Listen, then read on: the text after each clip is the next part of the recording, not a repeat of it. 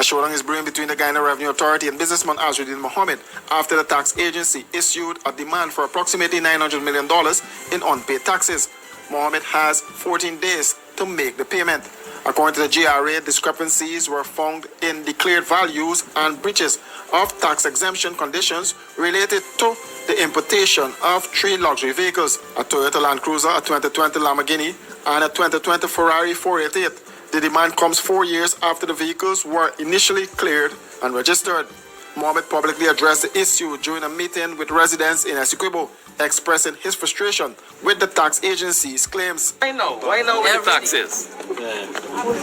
The vehicles went through GRA process. We pay the taxes, they release it, they register it. They're driving 4 years something now. Why now? The Mohammeds also faced sharp criticism from Vice President Barry Jagdeo at a press conference last Thursday. Jagdeo condemned comments reportedly made by Azruddin Mohamed about Agriculture Minister Zulfikar Mustafa. He then referred to Azruddin as a wannabe gangster. In political circles, many are speculating that Azruddin Mohamed may be considering a future in politics given his growing public presence. So I have met Azruddin Mohamed on a few occasions. And I think he is a wannabe gangster who can string 2 coherent thoughts together. And if he had to confront A.P.N.U, he would shit a bucket load. That's my characterization, and I will say that publicly. But they want to victimize me because I'm just listening to the people. This is the problem, just listening to the people. That is the problem, nothing else. Same sanction man they calling, right? The same one that's sitting in press conference for 2-3 hours, don't call my father. What really going on? Let us stop posting, let's stop meeting with people. Serious? Yeah. The same sanction man they calling. Begging that I mustn't meet people. But this is a pillar of my religion. Right? So assist persons. And we have been doing this for the past 40 years, my father doing this. He mentioned $300 million we help. You could take out $300 million and help people. Yes. We help in the excess of billions of dollars amongst tens of thousands of Guyanese. So there's not something we're doing for the past 2 years or 3 years. We have been doing this for 40 years now. And not everything you see post there, right? Not everything you see if we post, today we make a post, we hand over a house. We make hand over 20 houses without even posting it. The Mohammeds, along with Permanent Secretary May Thomas, were sanctioned by the U.S. Treasury Department 9 months ago.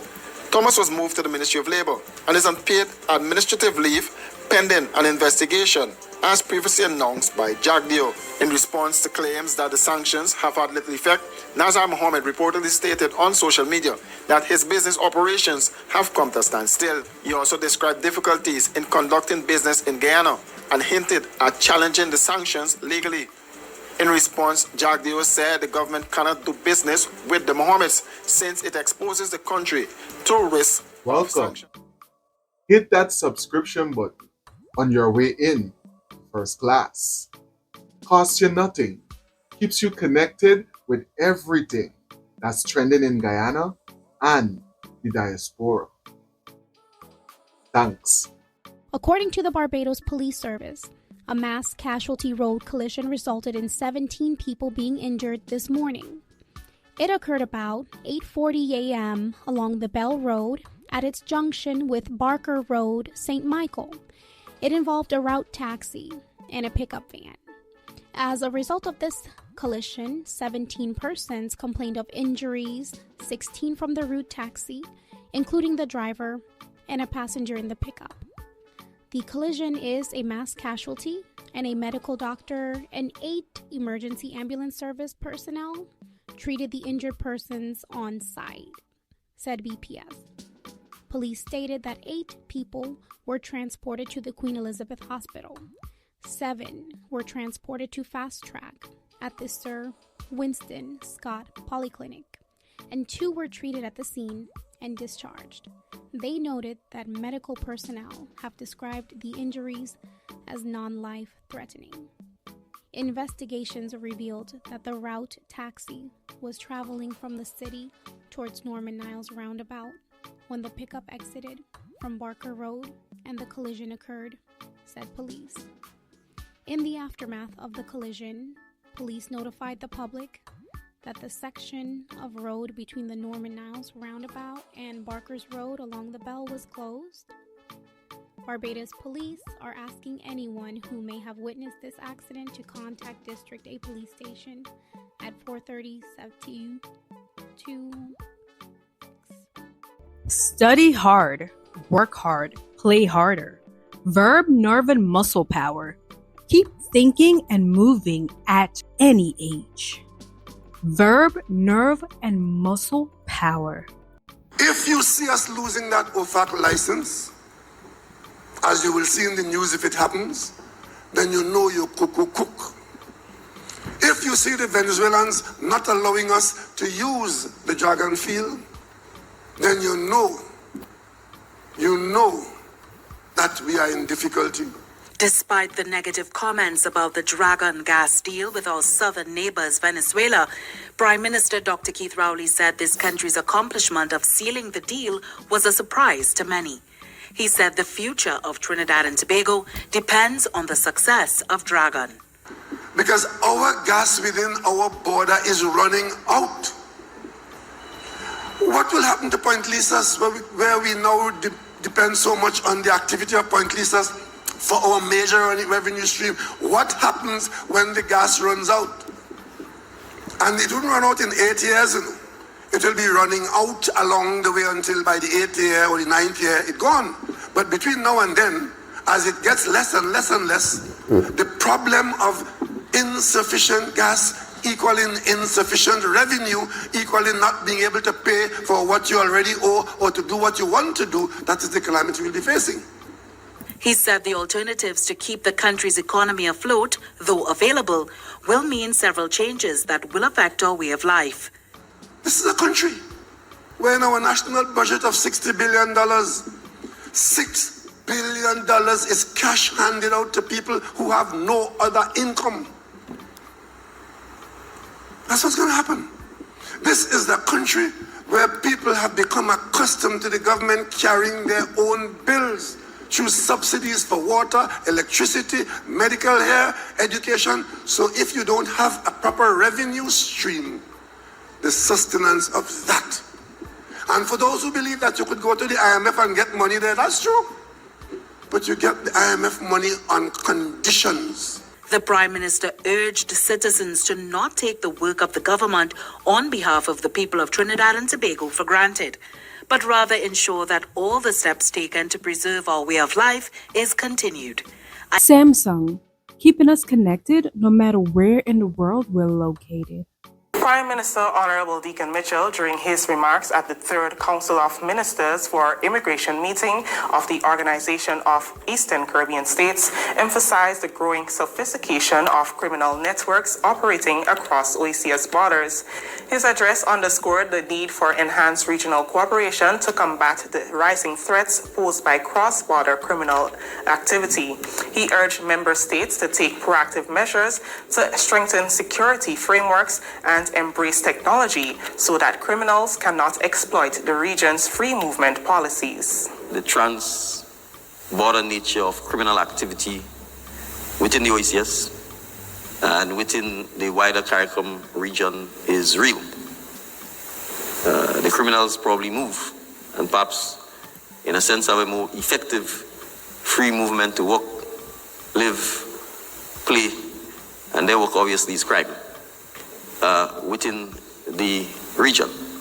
And so it is incumbent upon us to ensure that the data sharing and the security arrangements are in place to facilitate the protection of our citizens and that our citizens themselves do not become the victims of the right to free movement within the sub-region. So it's in our interests to ensure that we are at the cutting edge of border security and the experiences that our guests and visitors and our citizens experience.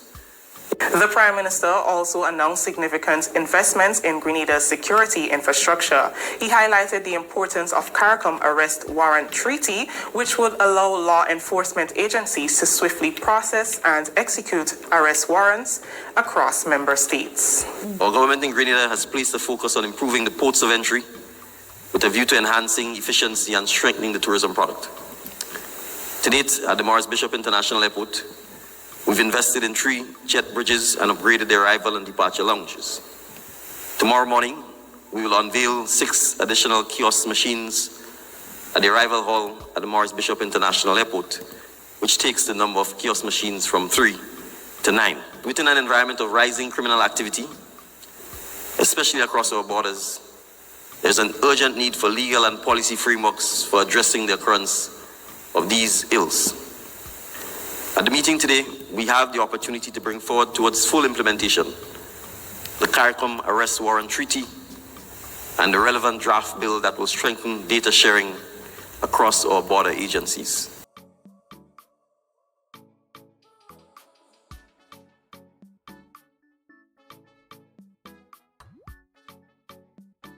And then the third thing, and I blame myself for this, I'm very guilty of this. Talk about the Americas. We don't do enough in the Caribbean. And then we end up with all these Caribbean nations voting against us in the UN on all kinds of things. Because when we think about the Americas, I know I'm always thinking about Central America and South America, and I put that on myself. We need to broaden the aperture a little bit to maybe invest more in the Caribbean, and they're very hungry for us to put more attention in. So address either of those. How can we get more credit for what we do society-wide? How can we pay more attention to the successes than the headaches? And what should we be doing more in the Caribbean? If you could each pick one of those and give a quick answer. I'll begin. Excellent points. Maybe I can touch on all 3. I think what you're really hinting at is what has to be included in the strategy that will be due in June is a public diplomacy component to message the success cases while also combating democratic backsliding and so forth, but to put the message across of the points that you've hit on. And I very much agree about the Caribbean. And as I pointed out in my opening statement, the crisis in Haiti is the looming crisis that's going to challenge the United States that we're not paying enough attention to in the Western Hemisphere. If Haiti completely collapses as a country of 12 to 13 million people, where do you think they're headed? It creates a humanitarian catastrophe. The Dominican Republic next door, another nation of 12 to 13 million people, will be on the verge of collapse. And sticking with the Dominican Republic, great success case. We should strengthen our strategic partnership with the Dominican Republic across all sectors. They're hungry for it. There's been a lot of progress made on that front with Secretary Rubio's recent trip. We can, in fact, they're asking us and inviting us to help them develop their critical minerals, rare earth industry. This is a nation that's projected to have 5% GDP growth. Might I have Ms. Myers just say something really quick, Mr. Chair? Thank you. Please, Ms. Myers. Apologies.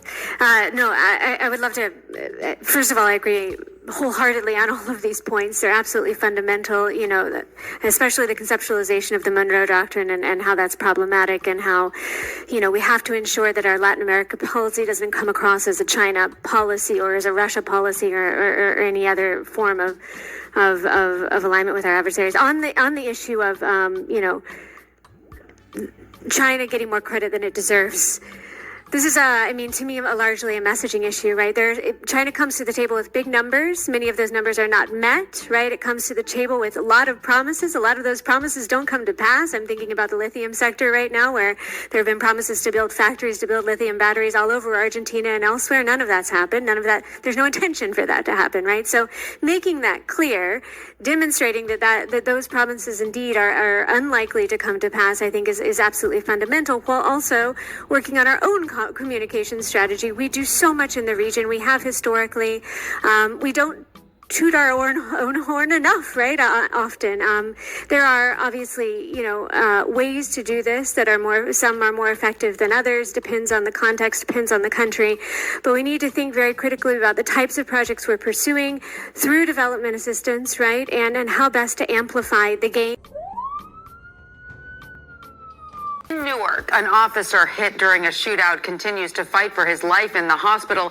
This as a family and police department mourn an officer shot and killed in the line of duty. Detective Joseph Ascana, a 5-year veteran of the Newark Police Department, was just 26 years old. His alleged killer, a 14-year-old who now faces murder and attempted murder charges. Eyewitness News reporter Anthony Carlo has more from Newark. It's the worst call any law enforcement family can receive. As one officer recovers here at University Hospital, the family of the other plans a funeral. Members of law enforcement came from all over New Jersey to salute the hearse carrying the body of a Newark detective, just 26 years old. 5-year veteran Officer Joseph Ascana was shot before he even had the opportunity to leave his police car. It was a wild shootout between police and an armed 14-year-old boy Friday evening. The barrage of bullets shattering school windows and sending kids running down Broadway. Detective Ascana was working with the feds to rid the streets of illegal guns. I don't know many people that would have went to that scene, knowing that danger lived there. Detective Ascana and another officer were rushed to the hospital after being shot.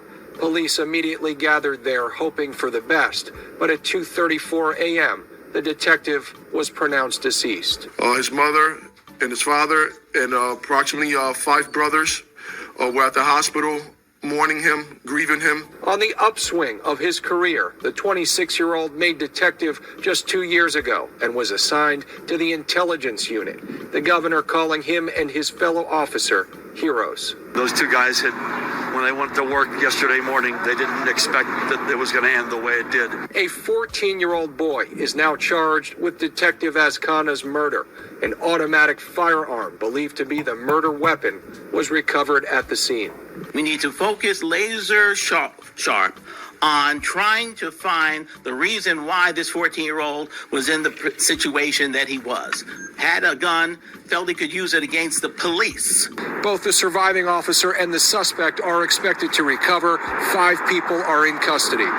We do every printing except fingerprinting. Delta 9 Media is your worldwide leader in custom merchandise. From t-shirts to hoodies, mugs to banners, we deliver top-notch quality to help your brand, business, or event stand out. Stay updated on the latest merchandise and promotions. Follow us on all social media platforms at Delta 9 Media. Call us today at 347-762-6665 and let's bring your vision to life.